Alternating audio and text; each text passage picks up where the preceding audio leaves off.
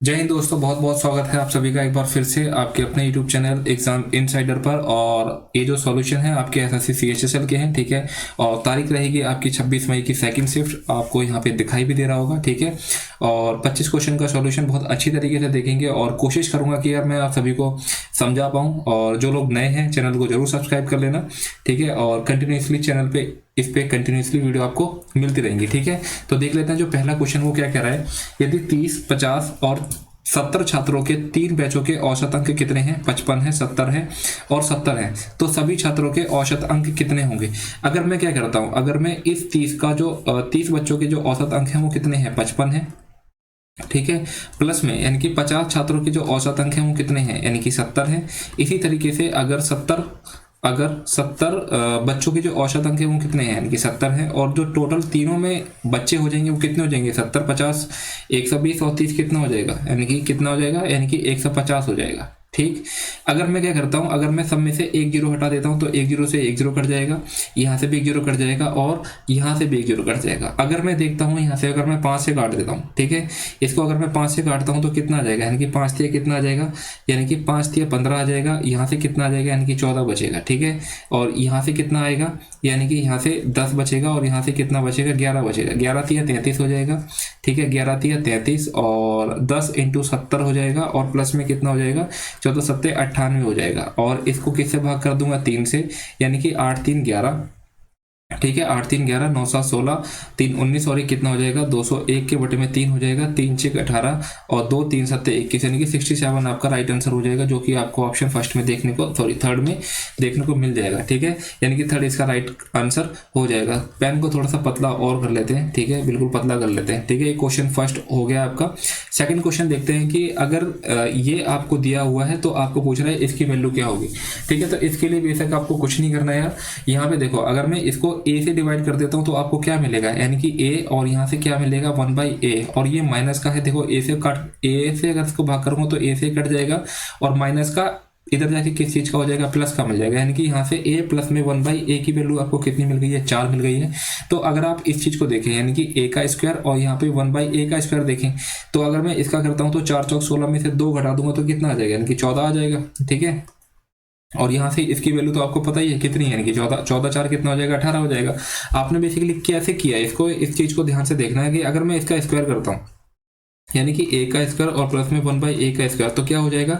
यानी कि अगर मैं इसको n मान लेता हूं तो क्या होता है? यानी कि n का स्क्वायर माइनस का 2 हो जाता है। बस इसी तरीके से यहाँ पे आपको 14 मिला हुआ है, ठीक है। इस चीज को थोड़ा सा ध्यान रखेंगे। नेक्स्ट क्वेश्चन देखते हैं। क्वेश्चन नंबर आपका थर्ड क्या कह रहा है कि यदि दो संख्याओं का आयतनों का अनुपात दे रखा है, ठीक है। आयतनों का अनुपात कितना है? यानी कि 11 और 16 दे रखा है और उनके आधारों की त्रिज्या है, यानी कि जो उनकी रेडियस है वो कितनी है? 3:4 में दे रखी है। तो उनकी ऊंचाई का अनुपात बताना है कितना हो जाएगा। यानी कि अगर मैं आयतन की बात करता हूँ तो कितना हो जाएगा? यानी कि 1/3 और पाई आर स्क्वायर एच। यानी कि अगर मैं इनके स्क्वायर की बात करता हूं तो वो कितना हो जाएगा? यानी कि 3 3 9 और इंटू में मैं h1 कर देता हूं, ठीक है, यहाँ से।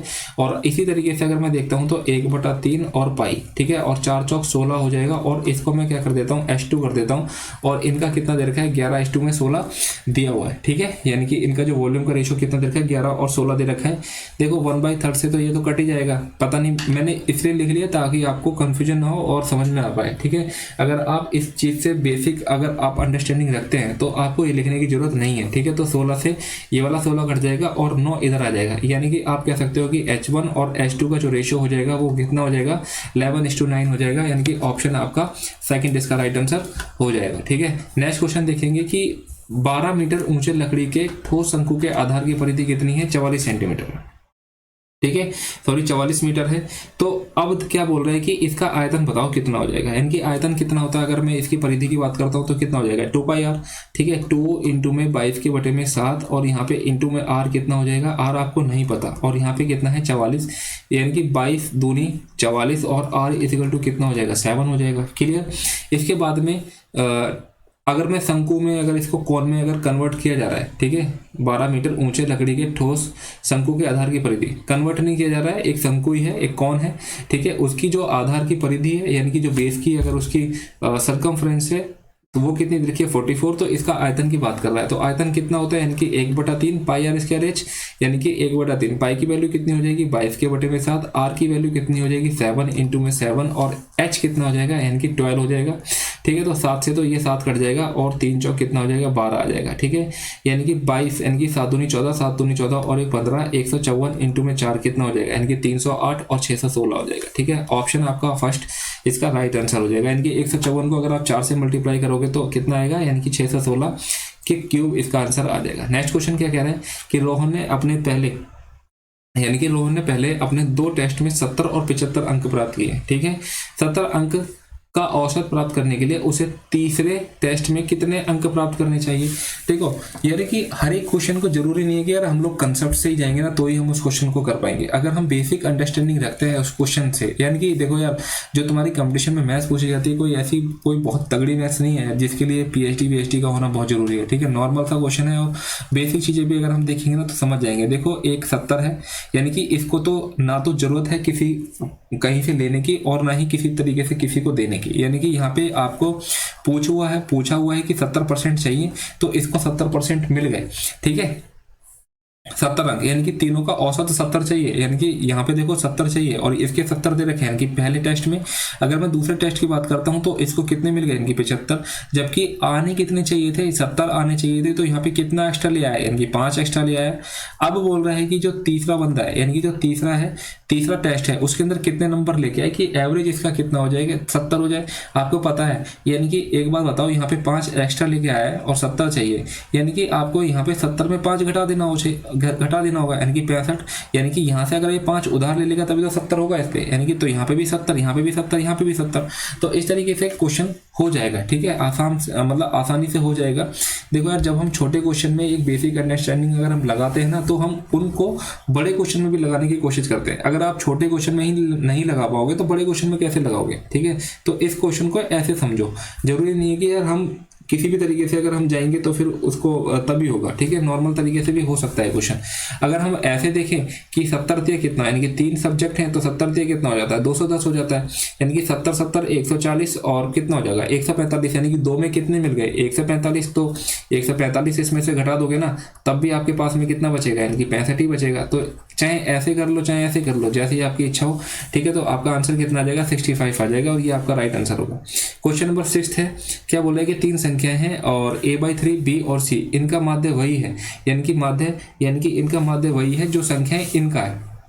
ठीक है, तो बेसिकली हम क्या करेंगे, यानी कि a/3 अगर मैं इन सभी को जोड़ देता हूँ, ठीक है, और इसको 3 से डिवाइड कर देता हूँ तो इसका माध्य आ जाएगा। इसी तरीके से अगर मैं b/3 को और c/3 को और x को अगर मैं इन सबको जोड़ देता हूँ और इनको 3 से डिवाइड कर देता हूँ तो ये क्या हो जाएगा, यानी कि यहाँ से जो मिलेगा वही वहाँ से मिलेगा। तो इन दोनों को मैं इक्वल कर सकता हूँ ना, हाँ या ना। ठीक है, कर सकते हैं, यानी कि इस 3 से ये वाला 3 कट जाएगा। क्लियर होगी बात। अब क्या कर सकते हैं, अब इसमें क्या करेंगे, अब हम यहाँ से अगर हम एलसीएम ले लेते हैं यहाँ पे तो क्या हो जाएगा, यानी कि a प्लस में कितना हो जाएगा 3b और प्लस में कितना हो जाएगा 3c, और इसी तरीके से यहाँ पे कितना हो जाएगा b और यहाँ पे कितना हो जाएगा c और यहाँ पे कितना हो जाएगा, यानी कि 3x हो जाएगा। और यहाँ से इसका एलसीएम जो होगा वो आपस में कट जाएगा। ठीक है, इसके बाद हम क्या कर सकते हैं इसको, यानी कि हमें क्या पूछ रहा था कि 3x का वैल्यू पूछ रहा है।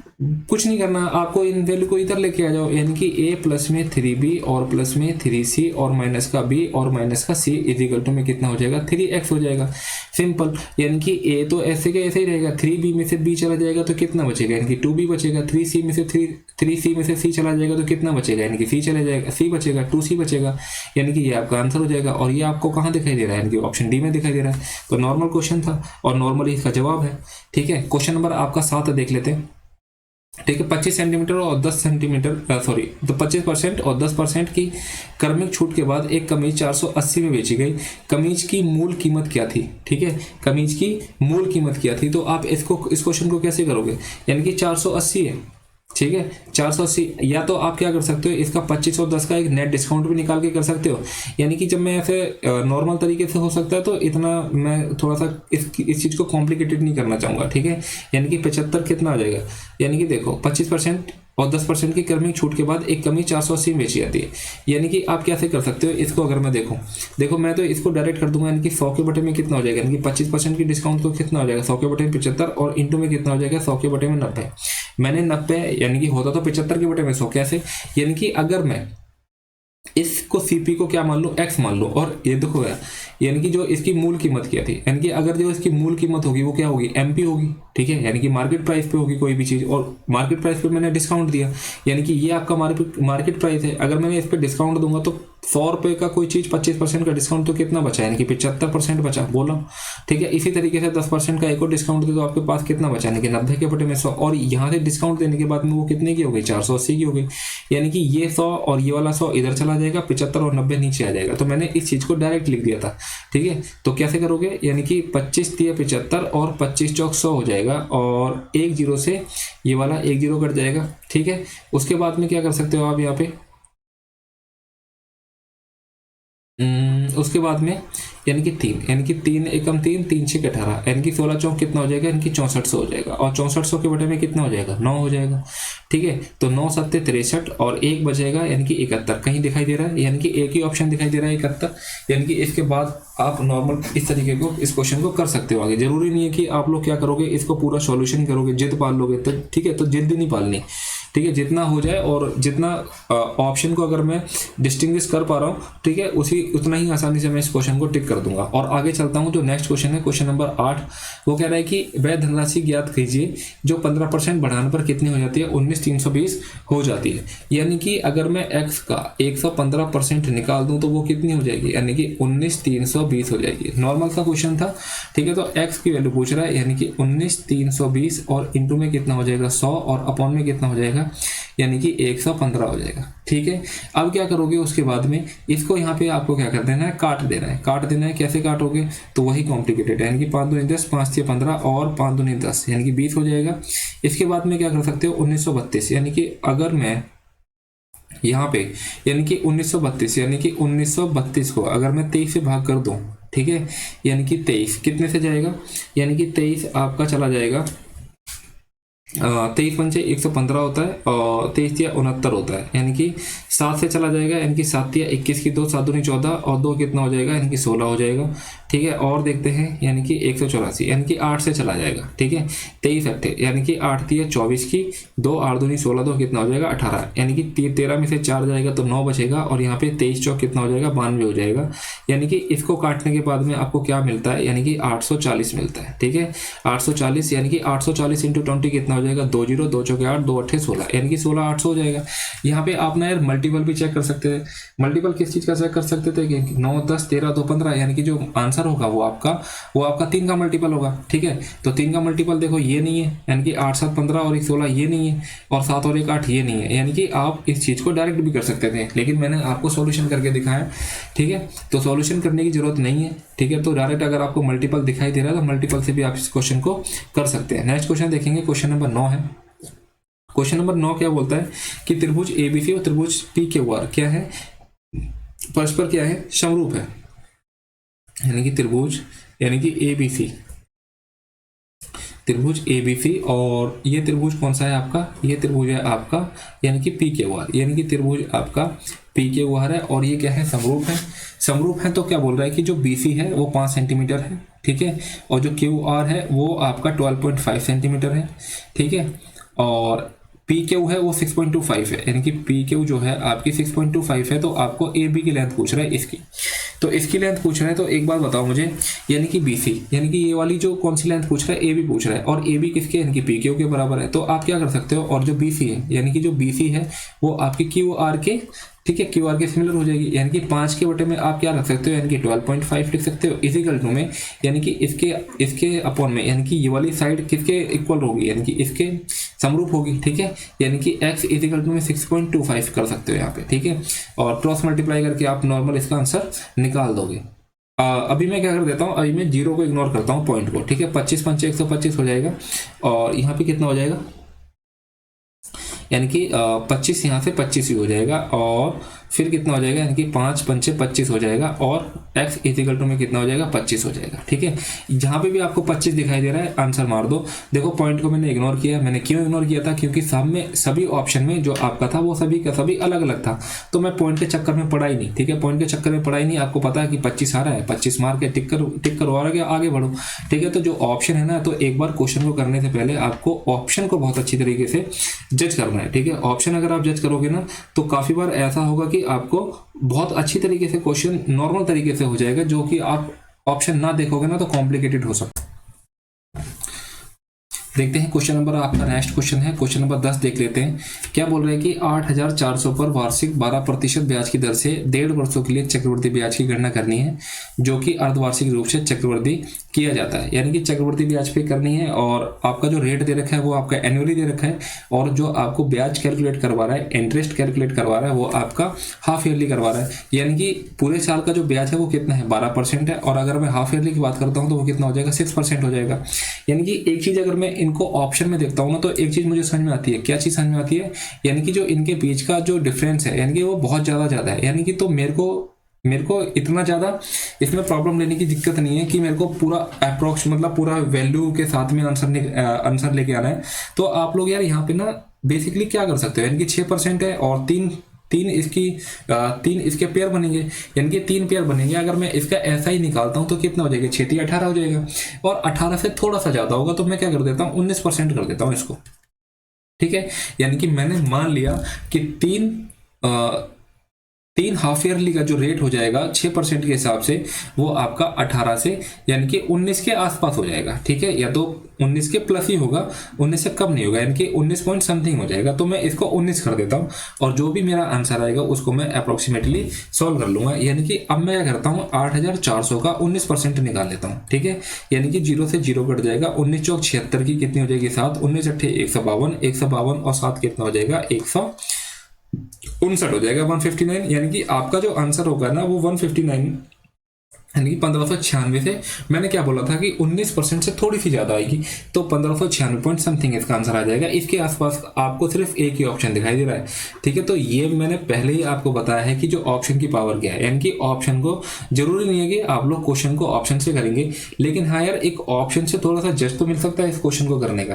ठीक है, तो आपको जजमेंट लेनी चाहिए मेरे हिसाब से। ठीक है, बाकी आप लोग क्या करोगे, 6% के हिसाब से इसका नेट रेट निकालने की कोशिश करोगे, और थोड़ा सा अगर आपको याद होगा तो इजीली हो जाएगा। अगर आपको याद नहीं है तो आप क्या करोगे, इसका नेट रेट निकालोगे और फॉर्मूला यूज करोगे। जिसको फॉर्मूला आता होगा फॉर्मूला यूज करेगा, इसको कोई सा भी मेथड आता है होगा वो उसी तरीके से इस चीज को करेगा और इस क्वेश्चन को लेंथ ही बना लेगा। ठीक है, तो बस थोड़ा सा ध्यान रखना है। क्वेश्चन नंबर 8 जो आपका नेक्स्ट है, क्वेश्चन नंबर 11 वो देख लेते हैं कि एक ट्रेन की चाल कितनी है, 108 किलोमीटर पर आवर है।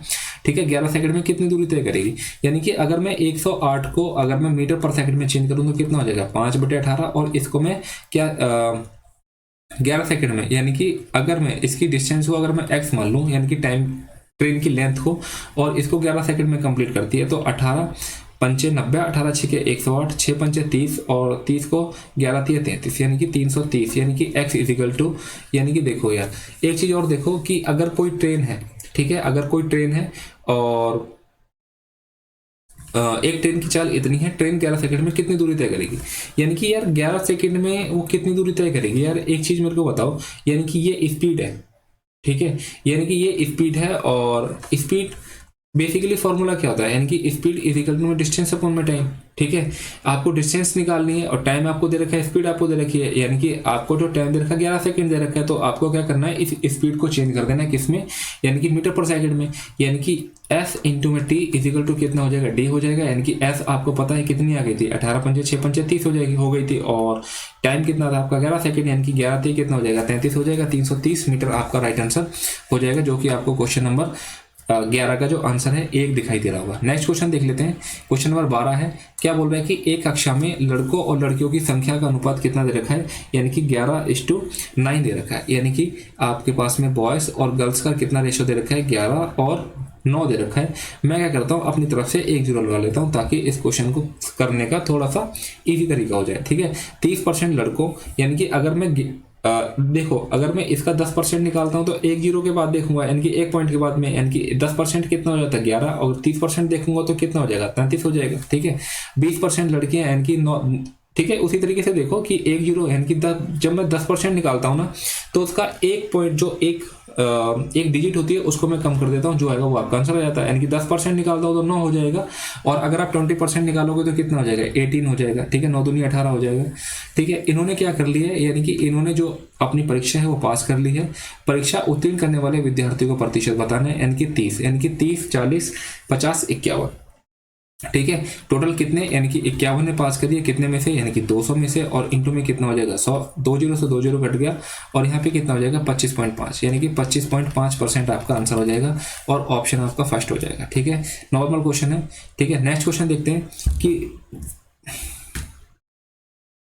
ठीक है, एक पाई चार्ट दिया हुआ है और पाई चार्ट 240 रक्तदाताओं को ए बी रक्त, ये जो भी आपका ब्लड ग्रुप है वो आपको दिए हुए हैं। तो बोल रहा है कि रक्त समूह ओ, यानी कि रक्त समूह ओ आपका ये रहा। ठीक है, रक्त समूह ओ के दाताओं और रक्त समूह ए, ठीक है, रक्त समूह ए यानी कि ए कितना हो जाएगा 90। ठीक है, और ए बी यानी कि देखो ओ के साथ में कितना है 80, और ए और ए बी कितना है, यानी कि 160 हो जाएगा। ठीक है, 160 हो जाएगा ए और ए बी के दाताओं के औसत के बीच का अनुपात, यानी कि देखो इसका औसत तो 80 रहेगा, और इसका औसत यानी कि 2 से भाग कर दोगे, एक तो ए है और ए बी है, यानी कितना हो जाएगा 80 हो जाएगा। तो 80 रेशो में कितना हो जाएगा 80 हो जाएगा, तो कि किसके बराबर हो जाएगा 1:1 के, यानी कि ऑप्शन फर्स्ट हो जाएगा। इसमें तो पेन भी चलाने की जरूरत नहीं थी। ठीक है, यानी कि एक चीज और ध्यान से देखना कि जब भी आप क्वेश्चन को करते हो जरूरी नहीं है कि उसको यार पेन से ही, बिना पेन के भी आप करने की कोशिश किया करो। ठीक है, नेक्स्ट क्वेश्चन देखते हैं, क्वेश्चन नंबर 14 है, किसी संख्या और संख्या के वर्गमूल के बीच का अंतर कितना दे रखा है, 2 दे रखा है। ठीक है, यानी कि किसी संख्या और संख्या के वर्गमूल के बीच का अंतर 2 दिया हुआ है, तो वह संख्या बतानी, यानी कि ऑप्शन से चेक कर लो यार, कुछ नहीं करना। ठीक है, ऑप्शन से चेक कर लो। इस भाई ने सी लगाया, यानी कि अगर देखो यार, अगर मैं इसका 2 ले लेता हूं, ठीक है, अगर मैं इसका संख्या है 2, ठीक है, किसी संख्या और संख्या के वर्गमूल, यानी कि अगर मैं इसका वर्गमूल की बात करता हूं तो कितना हो जाएगा 4 हो जाएगा, और इनके बीच का अंतर कितना है 2 है। ठीक है, हो सकता है अगर मैं इसको देखूं, यानी कि 4 किसी संख्या और संख्या के वर्गमूल, सॉरी मैंने गलत बता दिया, थोड़ा सा गलत क्या बता दिया देखो 2, और इसका अगर मैं वर्गमूल करूंगा तो कितना हो जाएगा, यानी कि √2 हो जाएगा। तो इसका क्या 2 आ सकता है क्या, नहीं आ सकता ना। इसी तरीके से इसका 2 आ सकता है क्या, नहीं आ सकता। अगर मैं इसको देखता हूँ 4 और इसका डिफरेंस पूछा था, अगर मैं इसका वर्गमूल करता हूँ तो कितना हो जाएगा 2 हो जाएगा, 4 में से 2 जाएगा तो 2 बचेगा, यानी कि ऑप्शन 2 इसका राइट आंसर है। ज्यादा कुछ करने की जरूरत ही नहीं थी, तो ऑप्शन से देखना था इस क्वेश्चन को बेसिकली, और कुछ नहीं करना था। यानी कि क्वेश्चन नंबर 15 है। क्वेश्चन नंबर 15 क्या बोलता है, यानी कि x minus 1/x is equal to में कितना है 7/3 दे रखा है, और आपको पूछ रहा है कि x की क्यूब माइनस का 1/x की क्यूब का आंसर क्या हो जाएगा। यानी कि अब मैं देखो इसको कन्वर्ट करता हूँ, जब मैं इसको कन्वर्ट करूंगा तो बेसिकली क्या करूंगा, यानी कि 7 का क्यूब कर दूंगा तो कितना हो जाएगा 343, और 3 का क्यूब करूंगा तो कितना हो जाएगा, यानी कि 27 हो जाएगा। हो जाएगा कि नहीं, और फिर मैं ये माइनस में है तो वैल्यू प्लस में हो जाएगी, यानी कि कितना हो जाएगा 3 इंटू में कितना हो जाएगा 7 के बटे में 3 हो जाएगा, 3 से 3 कट गया। ठीक है, 3 से 3 कट गया, और 343 और प्लस में 7 7 49 की 4 7 दूनी 14 4 कितना हो जाएगा 18, और अपॉन में कितना हो जाएगा 27 हो जाएगा। ठीक, यानी कि 9 3 12 8 4 12 13 3 4 और 1 532 के बटे में कितना हो जाएगा 27 हो जाएगा, और यही आपका आंसर हो जाएगा। तो यार देख लो मैच करके, यानी कि लास्ट डेट आप चेक कर लो, 7 में 63 और 63 और 9 कितना हो जाएगा, यानी कि 72 हो जाएगा। तो यहाँ पे लास्ट डेट कितनी हो गई 2 हो गई। ठीक है, इसी तरीके से 7 में 63 यानी कि यहाँ पे कितनी हो जाएगी 3 हो जाएगी, और 3 में 27 और 2 29 हो जाएगा, तो ये भी नहीं होगा, और 9 में 81 और 7 90 हो जाएगा, ये भी नहीं होने का। ठीक है, तो लास्ट डेट मैंने चेक कर ली और मेरा आंसर आ गया, यानी कि ऑप्शन कौन सा हो जाएगा, ऑप्शन आपका फर्स्ट इसका राइट आंसर हो जाएगा। ठीक है, नेक्स्ट क्वेश्चन देख लेते हैं, निम्नलिखित में से कौन सा विकल्प 11 से विभाज्य है, यानी कि 11 की डिविजिबिलिटी आपको पता ही होगी, क्या है डिविजिबिलिटी, यानी कि इवन प्लेसेस, यानी कि sum of even places minus sum of odd places, या तो 0 आना चाहिए या 11 आना चाहिए, या फिर 11 का कोई मल्टीपल आना चाहिए। ठीक है, तो जो भी आपको दिखाई देगा उस तरीके से आप इसको सॉल्व करोगे, और खुद से करने की कोशिश करना है यार। देखो चलो कर लेते हैं, खुद से क्या करोगे, 2 और 1 3, और ये कितना हो जाएगा 4, और 8 7 15। ठीक है, यानी कि 4 हो गया, यानी कि 15 में से मैंने क्या बोला 4 घटा दो, यानी कितना आ गया 11। मैंने क्या बोला था, या तो घटाने के बाद में 0 आना चाहिए, या फिर 11 आना चाहिए, या फिर 11 का कोई मल्टीपल आना चाहिए। तो यहाँ पे कितना आ गया 11 आ गया, आपका आंसर हो जाएगा। और ऐसा एक ही ऑप्शन देंगे यार, सारे के सारे ऑप्शन नहीं देंगे, ये चीज ध्यान रखना। इसमें से थोड़ा सा कॉम्प्लिकेटेड अगर क्वेश्चन करता तो ये कह सकता था कि ऐसा सबसे बड़ा या सबसे छोटा नंबर कौन सा जो कि 11 से मल्टीपल है, तब मैं कह सकता था कि हम और ऑप्शन से भी चेक करेंगे। ठीक है, यहाँ पे सिंगल नंबर पूछा हुआ है, तो फिर सिंगल का तो एक ही ऑप्शन होगा और कोई ऑप्शन होगा नहीं। नेक्स्ट क्वेश्चन देख लेते हैं कि एक खिलौने का अंकित मूल्य कितना है, 4875 है। ठीक है। और क्लियरेंस सेल के दौरान इस पर 28% और 30% की क्रमागत जो डिस्काउंट दिए गए हैं तो उसका विक्रय मूल्य बताना है, यानी कि 4,875 और इंटू में 28% का डिस्काउंट दोगे, यानी कि 100 में से 28 जाएगा तो कितना बचेगा 72%, और 30% का दोगे तो कितना बचेगा 70% बचेगा मेरे भाई।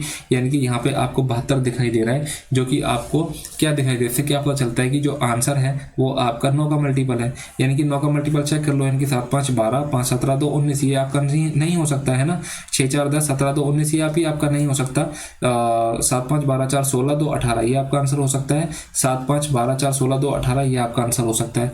और क्या हो सकता है आपका आंसर 7 का मल्टीपल हो सकता है, यानी कि और क्या हो सकता है, हाँ ठीक है 7 का मल्टीपल हो जाएगा, यानी कि 7 दूनी 14, 6 7 में 63 और 63 की 1 हो जाएगा, 7 दूनी 14, यानी कि ये 7 से भी कट रहा है। इसके अलावा 7 5 12 और 12 8 20 और 4 कितना हो जाएगा 24 हो जाएगा। और क्या कर सकते हैं हम यहाँ पे,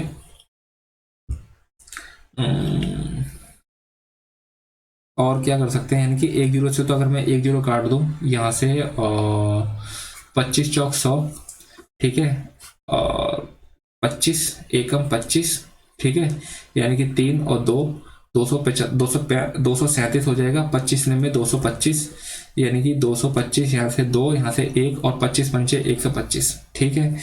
इसके अलावा और क्या कर सकते हो, यानी कि 5, यानी कि 5 दूनी 10 और 5 से 15, 5 में 45, 4 दूनी 8, 8 में 72, ठीक है, 7 में 63, यानी कि देखो कोई भी आपका आंसर क्या होगा, इनकी पॉइंट में नहीं आने का, यानी कि 39 इंटू 3 इंटू 9 इंटू 7, ठीक है, पॉइंट में नहीं आने का, तो एक ही ऑप्शन बचता है आपके पास में, यानी ऑप्शन 4 इसका राइट आंसर हो जाएगा, ठीक है।